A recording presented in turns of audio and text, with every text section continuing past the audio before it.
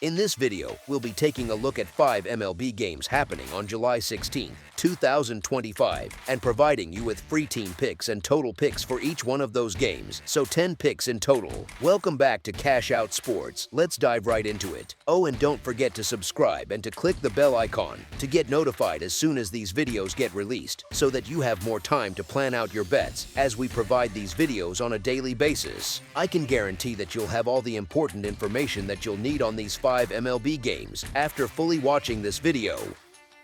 One more thing before we start: if you would like to gain access to our best exclusive sports picks to take your journey to the next level, then check out our Patreon in the link down below, where we offer our best single picks, parlay picks, and much more. Now let's get started.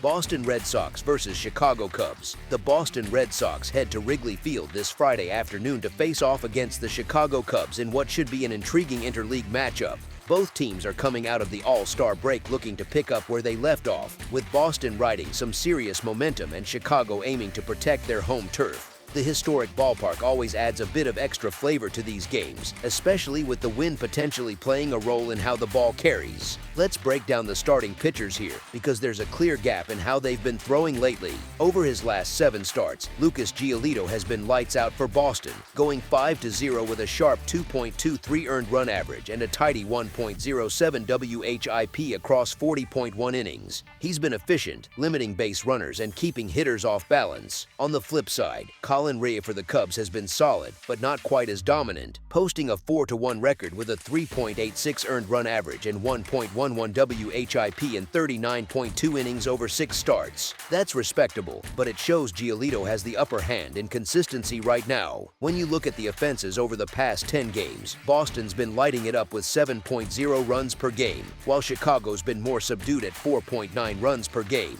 That kind of production difference could tilt things early. Plus, the Red Sox have taken 3 of the last 4 meetings against the Cubs, which gives them a mental edge heading into this one. Boston's on an absolute tear with 10 straight wins under their belt, showing no signs of slowing down even after the break.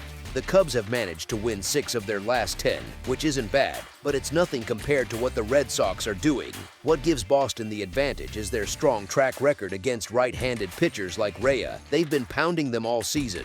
Rea's had a rough go in his recent home starts, coughing up 10 runs over his last 3 at Wrigley, so don't be surprised if the Red Sox bats come alive and put up some crooked numbers in this spot. The Cubs are going to have a tough time generating much offense in this one, mainly because Giolito's been straight-up dominant on the mound for Boston. He's only allowed 2 runs over his last 3 starts, mixing pitches well and keeping hitters guessing. Sure, he's given up 6 runs across his last 4 road starts, but that's not enough to shake confidence here, especially with Boston boasting the 5th best bullpen in the league. That relief corps should come in and shut the door if needed, keeping Chicago's bats quiet and limiting any big innings. You can make a solid argument for backing the Cubs at home, since they've handled right-handed pitching pretty well for most of the season and could use the friendly confines to their advantage. Some folks might say the All-Star break killed Boston's momentum at the worst possible time, but I don't buy that. The Red Sox have been crushing righties all July long, and Rea isn't exactly an elite arm that's going to shut them down. As our first pick for this matchup, the Boston Red Sox money line is our full game side pick.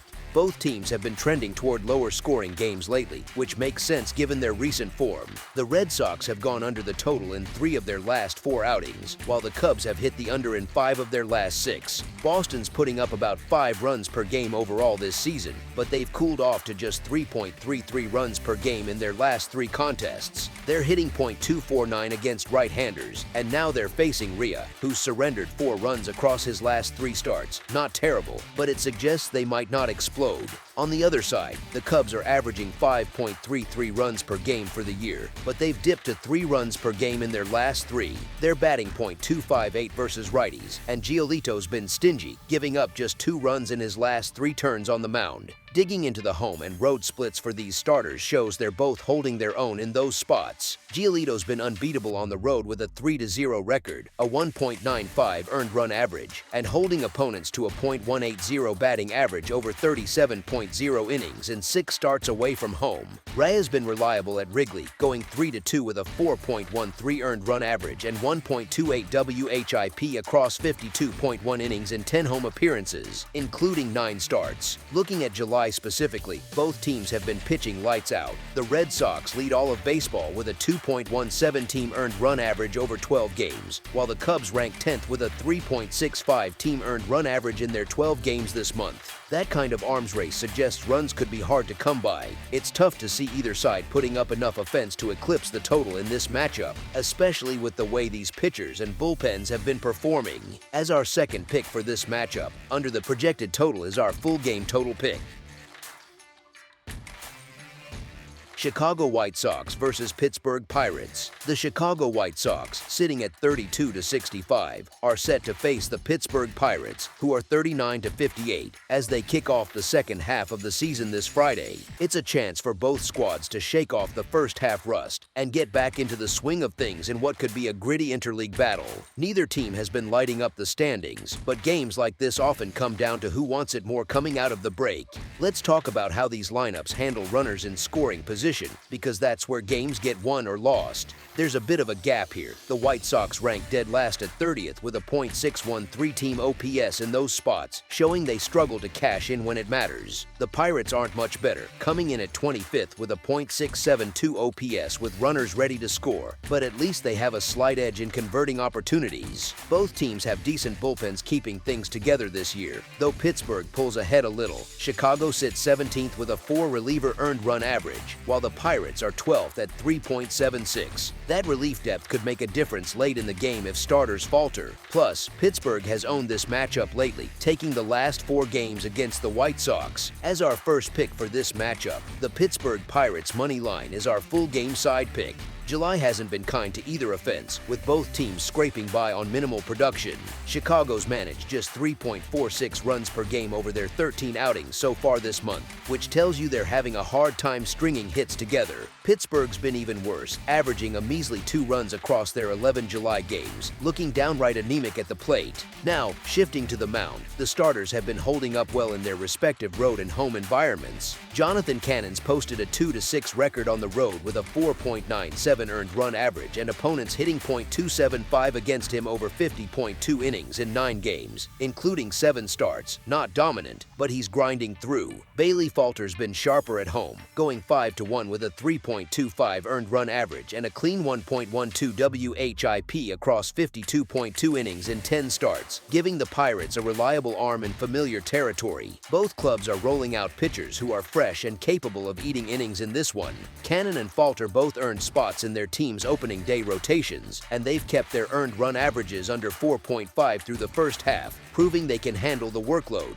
Lately, Cannon's been on a roll, not allowing more than 2 earned runs in any of his past 3 starts, and Chicago won all of them. That's the kind of form that builds confidence. Falter brings a lower overall earned run average and more big league experience to the table, and his 3.79 mark should be plenty to handle a White Sox lineup that's been sputtering. Chicago ranks 28th in putting runs on the board, while Pittsburgh sits rock bottom in the league for run production. All signs point to a game where hits are scarce and scoring chances fizzle out. As our second pick for this matchup, under the projected total is our full game total pick.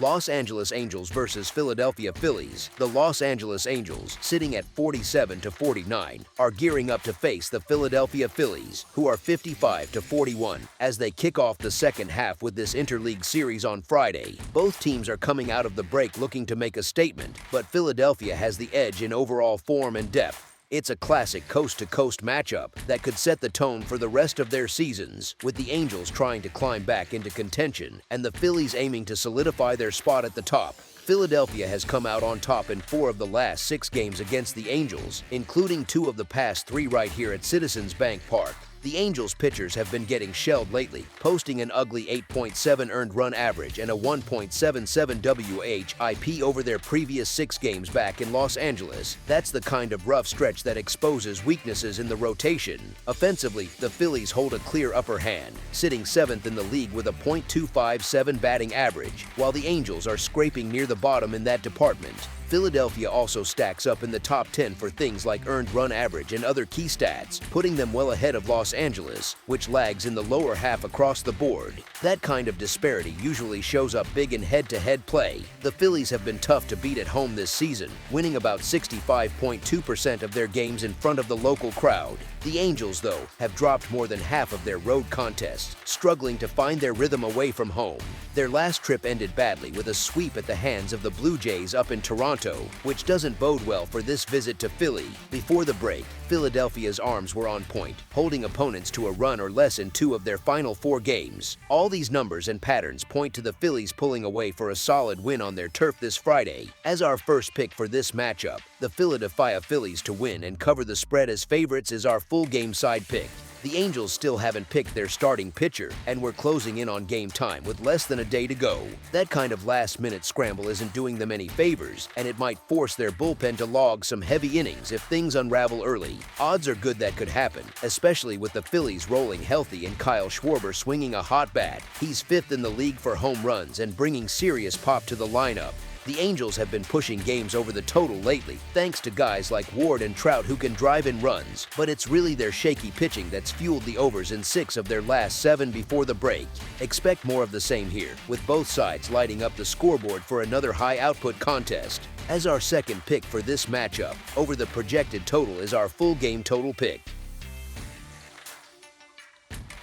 San Diego Padres versus Washington Nationals. It's the kickoff to a 3-game set between a couple of National League rivals out on the field in D.C., with the San Diego Padres heading over to tangle with the Washington Nationals this Friday night as everyone gets back into gear for the second half. We're looking at 2 starters who've had their share of rough patches through the first part of the year. Dylan Cease has really struggled, especially away from home. He's sitting at 0-6 with a bloated 6.27 earned run average, a 1.39 WHIP, 18 walks against 64 strikeouts in 51.2 innings, and he's only managed 2 quality starts in 10 tries on the road. That said, he's owned Washington in the past, allowing just 1 hit across 16 innings in his 2 career outings against them, including tossing a no-hitter in his only start at Nationals Park last season.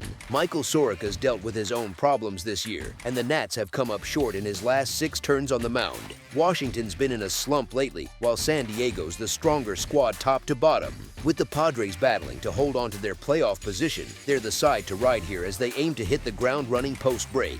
As our first pick for this matchup, the San Diego Padres money line is our full game side pick. San Diego's bats can really pack a punch, and that week off should have them refreshed and ready to roll. Given how Cease has been prone to blow-ups this season, leaning over on the total feels like the way to go for this Friday matchup. He's surrendered 4 or more runs in 4 of his past 5 starts, showing some real vulnerability. Over on the Washington side, Soroka's had a tough time at home with a 5.67 earned run average, not getting much help from the team behind him. The Nats are coughing up 5.41 runs per game on average, which puts them 28th in the majors, and they've been cashing overs like crazy at 13-1 in their last 15 games going back to June 27th. As our second pick for this matchup, over the projected total is our full game total pick.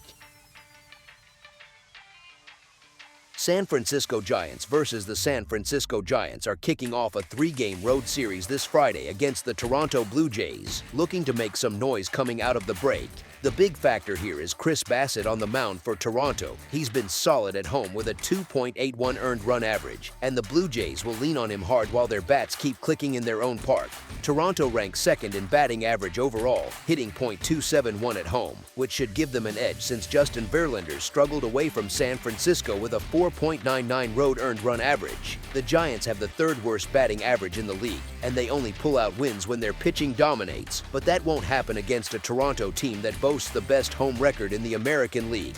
Going back to 2019, these two have split their head-to-head matchups at 5-5, though Toronto's grabbed the upper hand lately, taking back-to-back series with a 4-2 edge in the last 6 games over the past couple seasons. In those 6 meetings over the last 2 years, the Blue Jays have outscored the Giants 26-18. And after entering the All-Star break on a tear hotter than anybody else, look for Toronto to take care of business in this opener. As our first pick for this matchup, The Toronto Blue Jays money line is our full game side pick.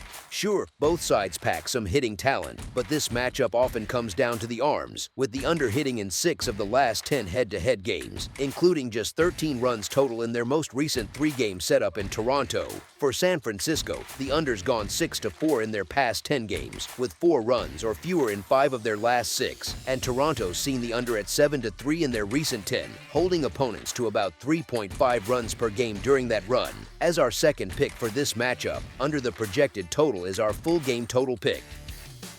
That's all for now, so if you have any other games you would like reviewed, then leave a comment down below with the game you would like analyzed. Subscribe to our channel, leave a like on this video, and we'll get to it as soon as we possibly can. We would also love to hear your opinion on the picks presented to you in this video, whether you agree or disagree with them, so leave a comment down below and do let us know.